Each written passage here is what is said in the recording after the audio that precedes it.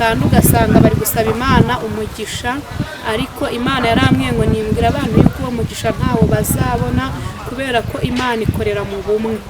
Imana ikorera mu bumwe. Niba umugabo n'umugore bagiye ku murenge bagasezerana ivangamutungo, ariko ugasanga buri wese afite ka mobile money ke, undi afite ake, undi afite igare ahantu, undi afite imodoka ahantu, uwo mubana ntabyo azi.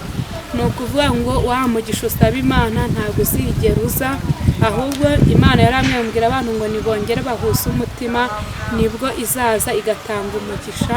Irambwira ngo abarokore bahuse umutima, irambwira ngo abaririmbyi nibahuse umutima, irambwira ngo amatorero nahuse divorce. Kumbaza ngo divorce Imana irayemera cyangwa ntabwo iyemera, ni nko kumbaza ngo urupfu Imana irarwemera cyangwa ntabwo irwemera. Nawe aho wansubiza. Urupfu Imana irarwemera. Rero divorce ni ikintu kibabaza Imana, ariko iyo cyabayeho nta kindi kintu cyakorwa. Uvuka ngo ahite yuzura ingobyi. Sinibaza ukuntu umuntu yaba ari umuririmbyi cyangwa se ari umuvugabutumwa ngo Imana itangire imwereke iby'abashumba, atangira bavugeho, ntanasanga abo bashumba ngo ababwire, ahubwo ugasanga ari kuri cano ari kuvuga ko abashumba Imana ibahannye. Hari nk'umuvugabutumwa nigeze kumva niba avuga ubutumwa ngo akanahanura, avuga ukuntu ngo Imana ngo igiye gufunga isengero, ngo n'abari baziyoboye nabo bikabafunga. Ukibaza rero iyo Mana ihangana n'abashumba kandi ariyo yabahamagaye, ukumva iyo Mana.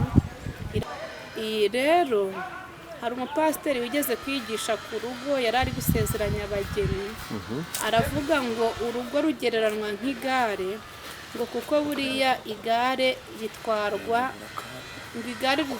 ritwarwa n'amaguru abiri, ngo ntabwo ngo ibindi binyabiziga byose bishobora gutwarwa n'ukuguru kumwe, ariko ngo igare ngo ritwarwa n'amaguru abiri. Ngo ayo maguru rero ashushanya umugore n'umugabo, ngo ukuguru kumwe ngo kuba kuvuga ngo nkunda uwo ni umugore, ngo ukundi kuvuga ngo ngandukira.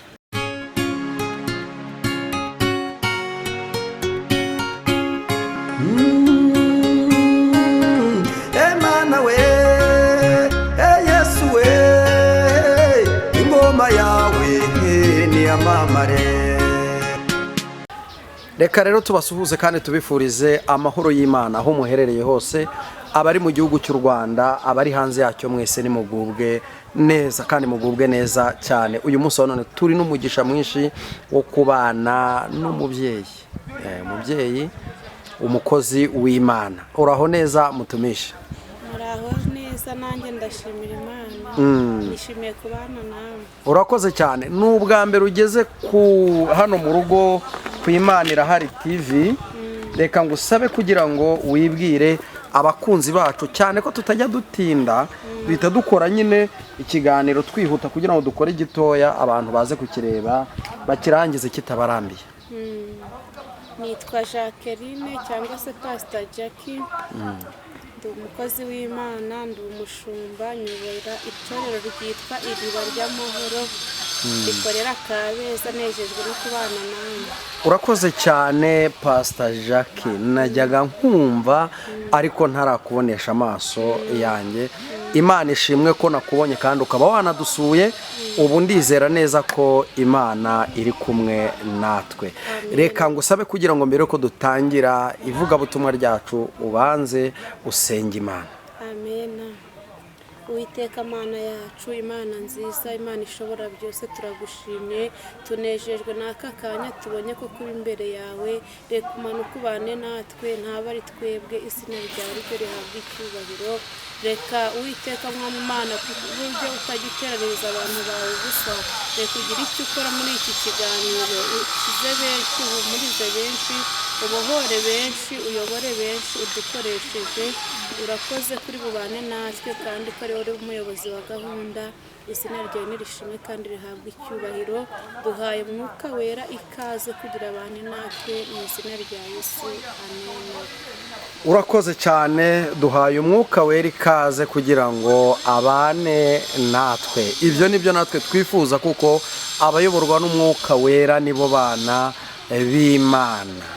Hanyuma mama pasiteri, uyu munsi wa none ndishimye kubana n'umubyeyi wahezagiwe cyangwa se wasutsweho amavuta.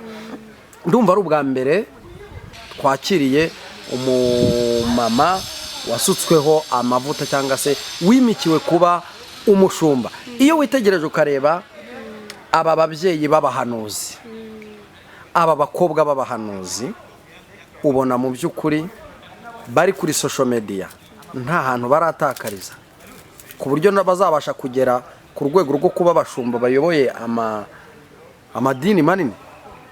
Abakobwa b'abahanuzi bataraba mama se, abakobwa abamama, ubwo ni abantu bakiri batoya mbese nyine bari muri ibi bintu. Pardon, nuko navugaga abakobwa abamama bakiri ku rwego rwo kuba ari abahanuzi. Namwe muri abahanuzi, ariko iyo witegereje ubona ibi bintu, uyu murimo wa data bari kuwukora neza, nk'abantu bazazamurirwa amagarade, bazatera intambwe bakarenga amayesikariye, cyangwa hari aho bari gutakariza, ubagira inama. iyo ndebye abahanuzi bo muri iki gihe, cyane cyane nko ku macano mbona, ugasanga nk'umuntu ni umuhanuzi ariko ari guhanura ku bashumba, ari kuvuga yuko abashumba Imana igiye kubahana, ugasanga n'imvugo avugamo nayo ubwayo ntimeshe, ukibaza niba yararezwe, ukibaza niba yaratojwe no kuvugira Imana, ukumva birakuyobeye. Muri make ukibaza niba uwo muntu urwo rwego arimo azaruvaho akaba yabasha kugera ku rundi rwego. Ibyo bintu rero abantu babyibazaho, cyane cyane nkatwe. Kandi muribuka na Elisa yigeze ngo ahura n'abana b'abahanuzi, batangira kumubwira ngo shebuja agiye kumukurwaho. Rero ukuntu mbabona bari bakwiriye kwigira ku birenge by'abababanjirije, kubera ko umunyarwanda yaciye umugani aravuga ngo nta mwana uvuka ngo ahite yuzura ingobyi. Sinibaza ukuntu umuntu yaba ari umuririmbyi cyangwa se aba ari umuvugabutumwa ngo Imana itangire imwereke iby'abashumba, atangira bavugeho, ntanasanga abo bashumba ngo ababwire, ahubwo ugasanga ari kuri cano ari kuvuga ko abashumba Imana ibahannye. Hari nk'umuvugabutumwa nigeze kumva, niba avuga ubutumwa ngo akanahanura, avuga ukuntu ngo Imana ngo igiye gufunga isengero, ngo n'abari baziyoboye nabo bikabafunga. Ukibaza rero iyo Mana ihangana n'abashumba kandi ariyo yabahamagaye, ukumva iyo Mana iyobewe ibyo ari byo. Nk'iyo uri umukristo ukabyumva birakuyobera, noneho mu bapagani bo, abo twita wenda abantu bo hanze bataba mu nzu y'Imana, buriya bo bacumura kurutaho, bakibaza ko natwe ubwacu duhanganye cyangwa se tudahuje umutima. Icyo navuga rero kuri bari abakobwa cyangwa se bari abahanuzi bagihanura, nuko nababwira ngo bagende gakeya, nta nubwo buri ibintu byose Imana ikweretse ari ngombwa ngo ubivuge. Iyo Imana ikubwiye ikintu uyisaba uburyo uzakivugamo, ukayisaba uburyo uzagitambutsa kugira ngo gifashe umuntu uzacyumva, kuko ikintu gishobora kuba ari nacyo ariko uburyo wakivuzemo nticyumvikane cyangwa se ntigifashe abantu bacyumva. Kuko turibuka Natani ubwo Imana yamutumaga kuri Dawidi, ubwo Dawidi yari yasambanye, Imana isanga Natani iramubwira ngo najye kubwira Dawidi yuko yasambanye. Natani ntabwo yishoye, yahise amenya ko Dawidi nubwo yasambanye ariko ari umwami, ayisaba ubwenge, aragenda acira Natani umugani, aragenda acira Dawidi umugani, kandi Dawidi yarumvise aranihana. Icyo nabwira rero bariya abahanuzi b'abakobwa batoya ni ukuzajya basaba Imana uburyo batambutsa mesaje iba yabahaye. Yego, urakoze cyane. Ntabwo rero turi buze gutinda, ndabizi ko Imana ijya gukoresha ibintu byinshi bitandukanye. Nyemerera utugezeho mesaje Imana yashyize ku mutima wawe? Imana ishimwe cyane, murakoze kumpa ikaze.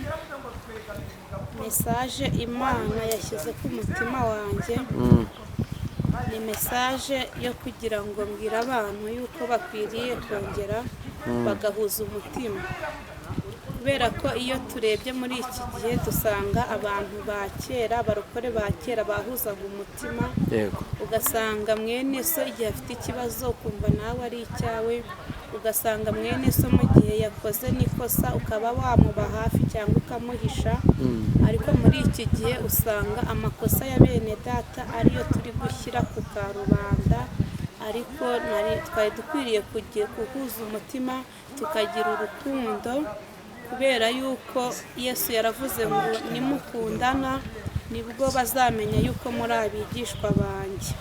Reka twihute rero dusome ijambo riri hano muri ijambo ry'Imana riri mu Byakozwe n'Intumwa,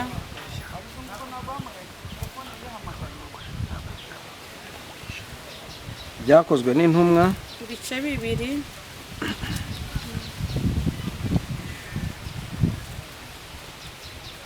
Byakozwe n'Intumwa ibice 2.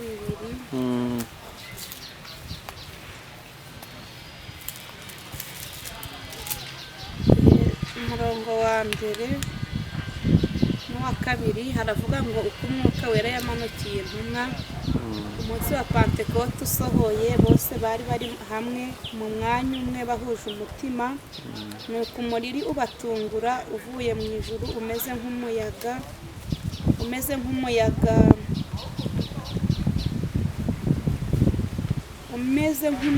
uhuha cyane ukwira inzu bari bicayemo, haboneka indimi zigabanije zisa n'umuriro, ururimi rujya ku muntu wese wo muri bo. Imana ishimwe cyane. Amen.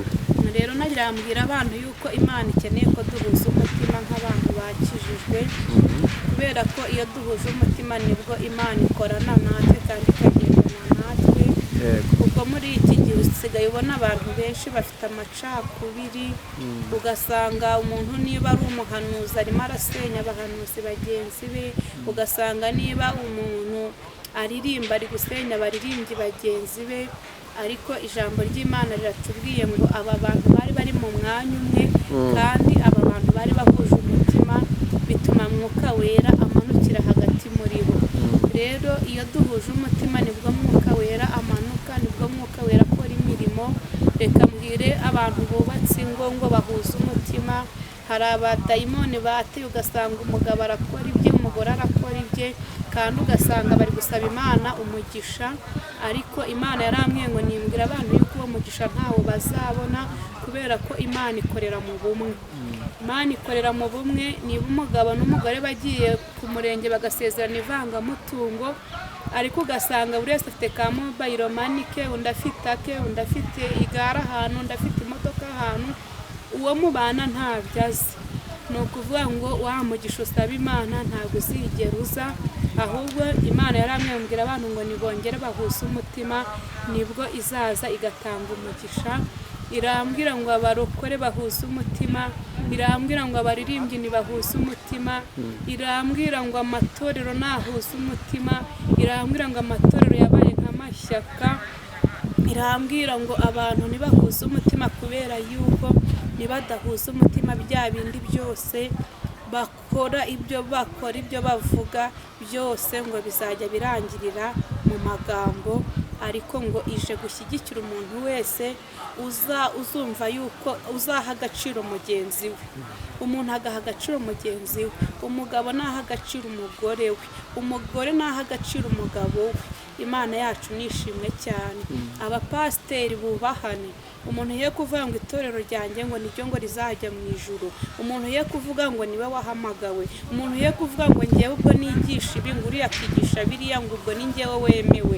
Ntabwo umuntu yigisha ibintu runaka kubera yuko ari byo bikenewe gusa, kubera ko dufite impano zitandukanye.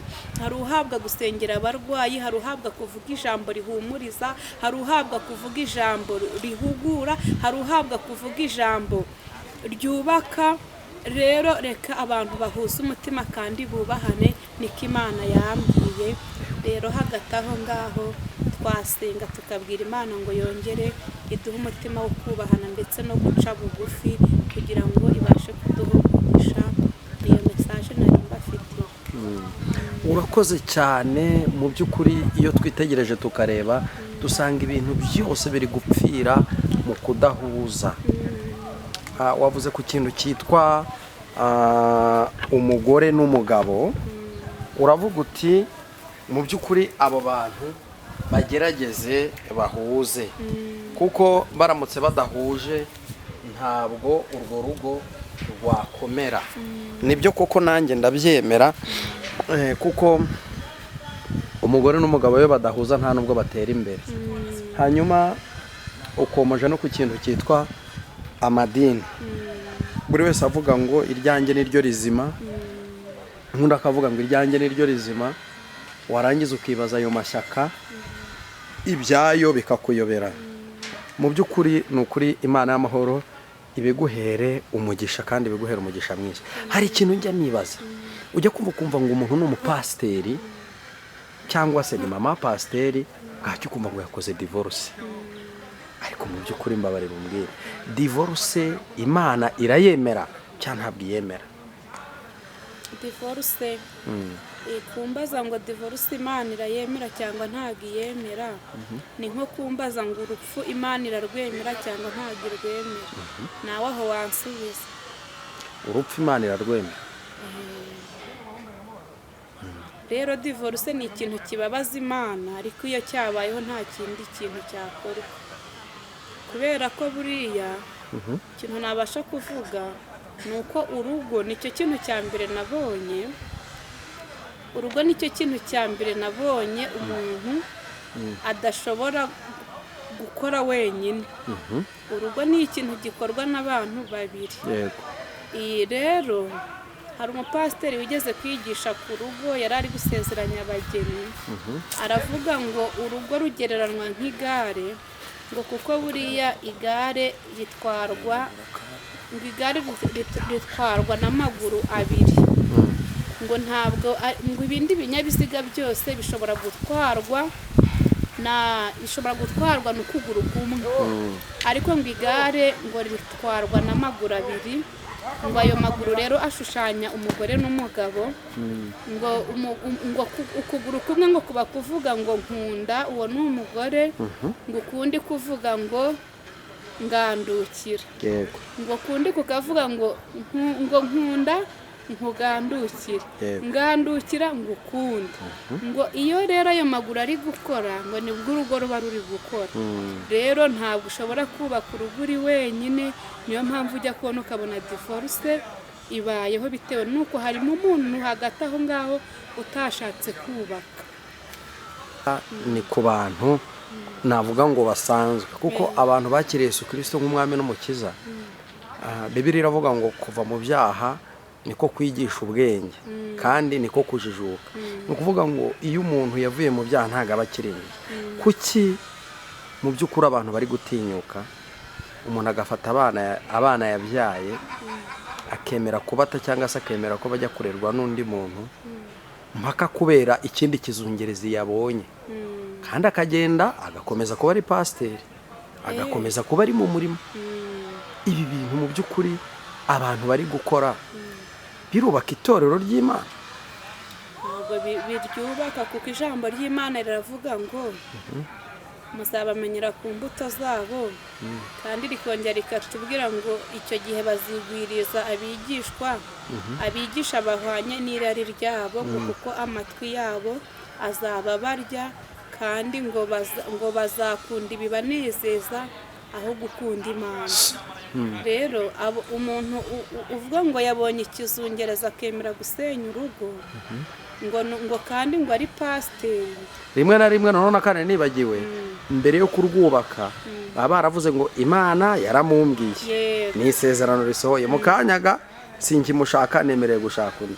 Hagati aho rero ibyo nabyo tubigiyemo yaba indi kontenti, oya tubwiye yaba indi kontenti, kuko iyo umuntu avuze ngo impamvu ngewe nagukunze ni ukubera ko Imana yakumbwiye, aho naho haba harimo ikibazo.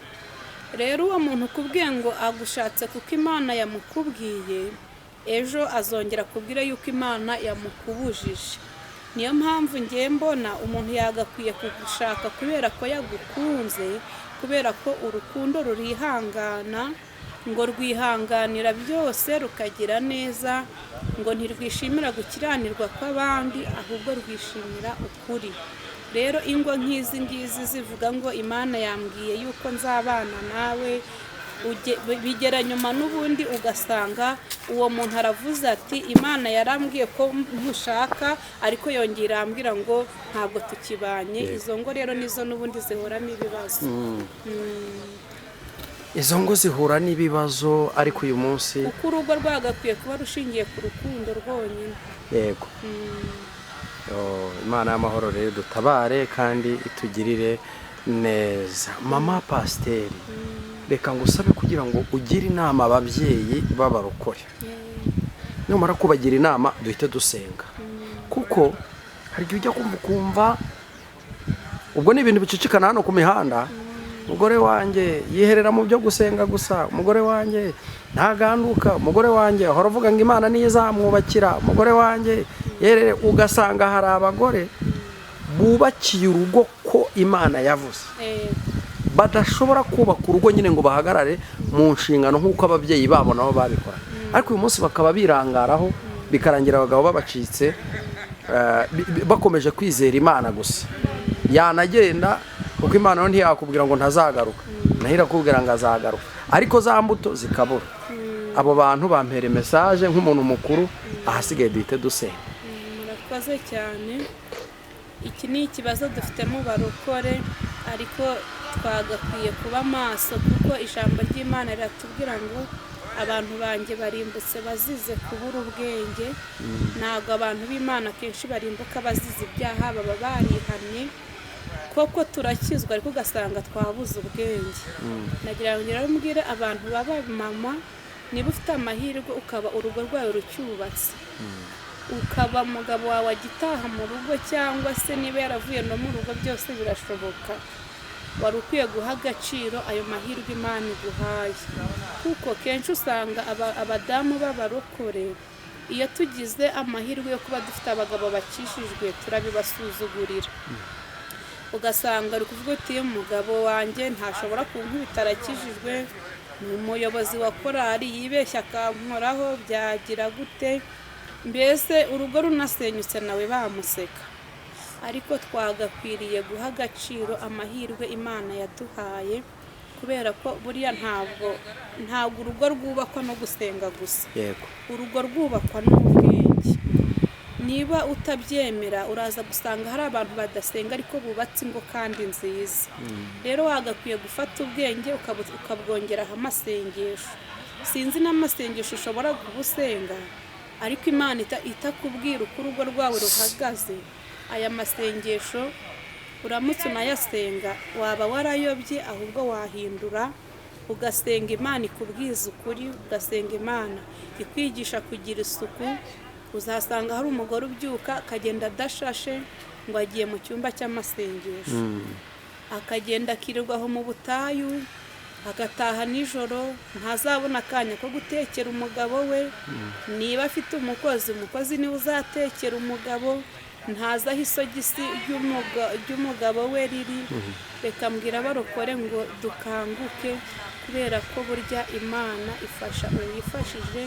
kandi buriya urugo ntabwo imana yaguha urugo ngo izina kubakira. ugomba kwiyubakira, ugakoresha ubwenge, ugakora ibintu bizima kandi bisa neza. ikindi nakwibutsa abadamu, ni uko abagabo dufite muri iki gihe, satani nayo ibibahiga. hanze hari abagore b'abapagani baba bari maso, bashaka gutwara uwo mugabo wawe. ndetse hari n'abitwa ngo ni abarokore, ariko nabo batageze ku musaraba. rero kambwira abagore ngo mureke gusenga gusa, ahubwo mugire ubwenge, kuko imana iturega ubwenge. kenshi abagore b'abarokore imana ikunze kutuga ikatubwira ngo twabuze ubwenge. reka tugire ubwenge, kuko amahirwe ufite yo kuba wubatse ni amahirwe akomeye. Iyo nganiye n'abadamu basenye bakuza kenshi usanga bari kwigaya, ugasanga ari kuvuga ati nubwo umugabo wanjye yasindaga ariko nanjye yatahagana nangaga kumukingurira, ariko ukabusanga igihombo cyabaye kuri we, kuko burya iyo urugo rusenyutse umugabo ntago ababara nk'umugore, abagore ni twebwe dukubitika kurenza abagabo. Rero twagakwiye gusengera ingo zacu ariko tukagira n'ubwenge kandi tukazisigasira, kandi ukwiriye kumenya umuntu mubana, ukamenya ibyo akunda, ukamenya ibyo yanga, bityo Imana ikagushyigikira ikakubakira, ariko nawe wagize ubwenge. Niyo nama nabaha kuko birakabije, ingo z'abarokore ziri gusenyuka buri munsi, ariko tugerageze turwanye uwo mwuka, Imana itugirire neza. Urakoze cyane, Imana y'amahoro iguhereze umugisha. Umuntu yakwifuza gusengana nawe, yakwifuza ko umugira inama, nyemerera utambutse nimero yawe ya telefone, cyane cyane iboneka kuri WhatsApp. Nimero yanjye iba kuri WhatsApp ni 0788152736, cyangwa bagasura channel yanjye yitwa Agasangi TV. Imana ibahe umugisha. Urakoze cyane. Nkuko twatangiye dusenga rero, reka ngusabe kugira ngo n'ubundi udusengere Imana. Amen. Mana yacu turagushimye, tugushimye uburyo wabanye natwe, reka ntaba ari twebwe izina ryawe rihabwa icyubahiro, reka data irivuga butumwa dutambukije ribiryo gukiza abantu bawe, ubarengere, ubakize, ubatabare. Waravuze ngo ubuze ubwenge nabusabe uraza kubumuha. Mana reka utange ubwenge, reka wubake ingo zari zisenyutse, reka wubake abantu bose bakora n'umurimo, reka utange guhuza umutima nk'uko watubwiye kubikeneye. Dayimoni yo guhangana ikurweho mu izina rya Yesu Kristo. Duhamagaye data wa twese guhuza hagati muri twebwe. Urakoze Mana, umugisha yicano uyagure cyane, abayikurikira ubaha umugisha, ni mu izina rya Yesu Kristo. Amen. Urakoze cyane, Imana y'amahoro iguhe umugisha. Shalom. Amen.